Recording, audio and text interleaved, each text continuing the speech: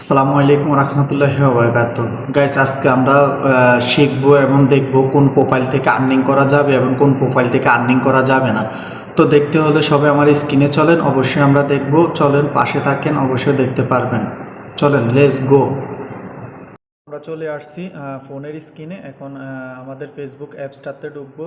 Facebook অ্যাপসটাতে ঢোকার পরে আমরা চলে যাব ড্যাশবোর্ডে। এই ড্যাশবোর্ড, এখানে ড্যাশবোর্ড আছে, আমরা চলে যাব এই ড্যাশবোর্ডে টাচ করে দিলাম।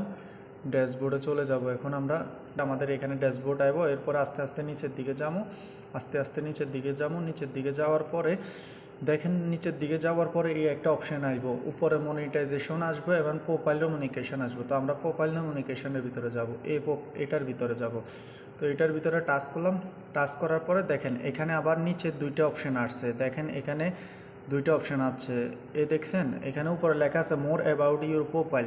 তো আমরা নিচে আরেকটা আছে প্রোফাইল স্ট্যাটাস, তারপরে আছে মনিটাইজেশন। তো আমরা চলে যাব ডাইরেক্ট প্রোফাইল স্ট্যাটাসে দেওয়ার পরে দেখেন আমাদের এখানে পুরা প্রোফাইল চলে আসছে।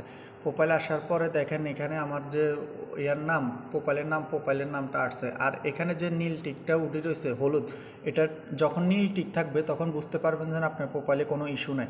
আর যখন এরকম কালার হয়ে যাবে তখন মনে করবেন যে আপনার প্রোফাইলে ইস্যু আছে বা কপিরাইট ভিডিও আছে। আর প্রোফাইলের এখানে লেখা আছে প্রোফাইল হ্যাজ সাম ইস্যু, মানে কি আপনার প্রোফাইলে সাম ইস্যু আছে। দেখেন আমার এখানে ইস্যু আছে, এই কারণে আমার প্রোফাইলটা অফ হয়ে গেছে।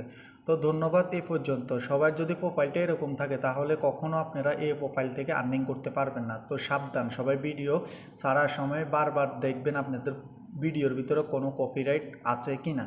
তো কখনো কপিরাইট ভিডিও ছাড়বেন না। সবাইকে ধন্যবাদ।